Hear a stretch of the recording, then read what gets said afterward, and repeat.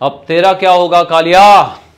तो आपने ये शोले मूवी का डायलॉग सुना होगा जिसमें गब्बर से एक खास अंदाज में कालिया पे ये क्वेश्चन पूछता है। एक्चुअली ऐसे एक्सपेक्टेशन नहीं है कि कालिया उसका आंसर दे, लेकिन जो कालिया की विवशता पे वो व्यंग करते हुए ये टोन के साथ, एटीट्यूड के साथ एक क्वेश्चन पूछ रहा है ना। हम हमारी डे टू डे लाइफ में कई बार ऐसे एटीट्यूड वाली लैंग्वेज यूज करते हैं। जैसे कोई लड़की किसी लड़के को छोड़ के जा रही है और बोल रही है कि देख लेना, तो उस वक्त लड़का कहेगा ना हु कैर्स, किसे पड़ी है, किसे पड़ी है।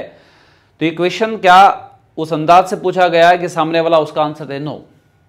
तो बहुत सारे क्वेश्चन हम हमारी डे टू डे लाइफ में यूज करते हैं जो एक्चुअली कोई आंसर की एक्सपेक्टेशन के बगैर पूछे जाते हैं। वो टोन, एटीट्यूड या भाव या इंपैक्ट बताने के लिए, है ना। तो इसे कहते हैं रिटोरिकल क्वेश्चन, जिसमें एच साइलेंट है और ये one kind of figure of the speech है। रिसेंटली एक मीडिया की एक न्यूज है जो अभी बहुत ही वायरल हुई है ना। तो यस, बांग्लादेश के एक मिनिस्टर है, यस, बांग्लादेश नेशनल नाम है, बांग्लादेश नेशनल पार्टी, जैसे हमारी बीजेपी है। तो उस पार्टी के एक नेता है रुलुर काफिर, ऐसा कुछ नाम है। उन्होंने एक स्टेटमेंट दिया कि हम इंडिया के पास से बंगाल, बिहार, उड़ीसा छीन के एक बृहद बंगाल बनाएंगे, जो है ना आजादी से पहले हुआ करता था।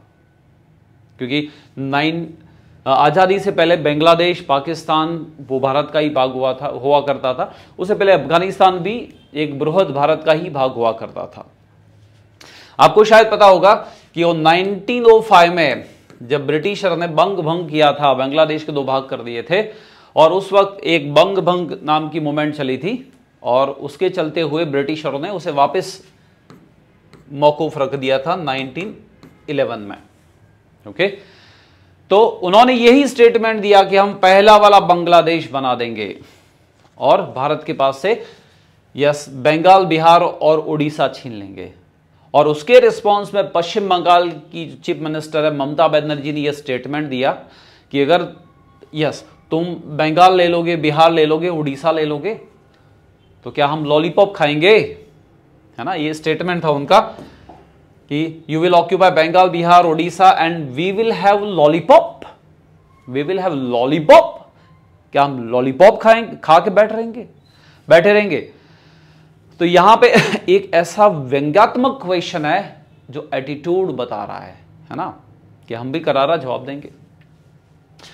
ओके, एक दंगल मूवी का एक डायलॉग है जो इससे बहुत ही सूटेबल है ना।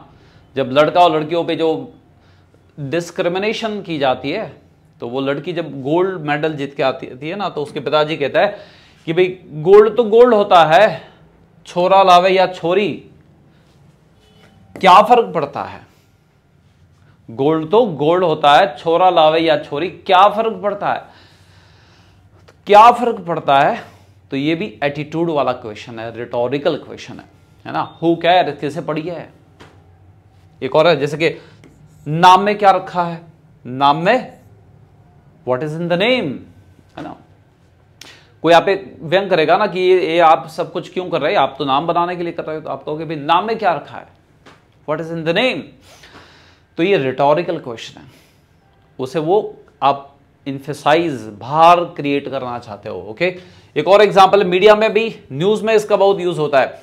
जैसे कोई न्यूज की टीम कोई स्कूल में चली गई है जहां पे बहुत पुअर एजुकेशन इंपार्ट किया जाता है ना, तो वो उन पे व्यंग खींचते हुए ये कहेंगे ना कि इज दिस द फ्यूचर, यही क्या फ्यूचर है जो हम अपने बच्चों को देना चाहते हैं।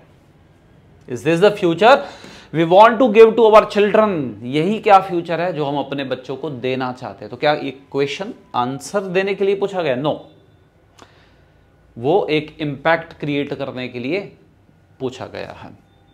एक और है कि रिसेंटली एक मीडिया की टीम मणिपुर गई थी जहां बट लंबे समय से रायोट्स, है ना, दंगे चल रहे हैं। ओके, तो उस टीम ने, है ना, ये व्यंग किया था कि भाई और कितनी लाइफ हमें गंवानी पड़ेगी कि उससे पहले कि गवर्नमेंट कोई कदम ले, कोई एक्शन ले।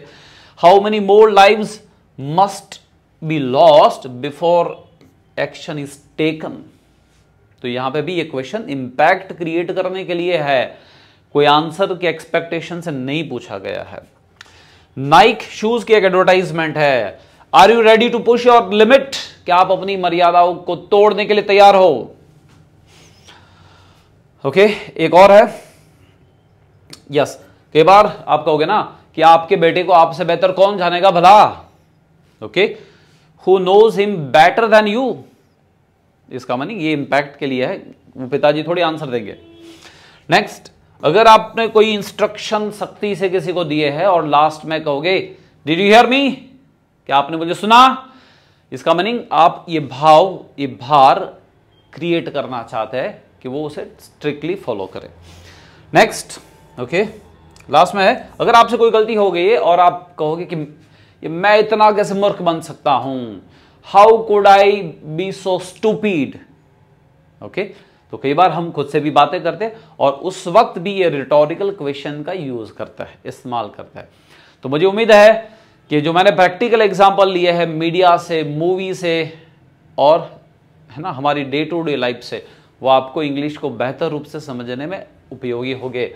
और अगर आपको हमारा ये कंटेंट पसंद आया है, ये पढ़ाने का अंदाज पसंद आया है, तो इस वीडियो को शेयर कीजिए, लाइक कीजिए और सब्सक्राइब कीजिए और हमें ऐसे और वीडियो बनाने की प्रेरणा दीजिए। Thank you for watching.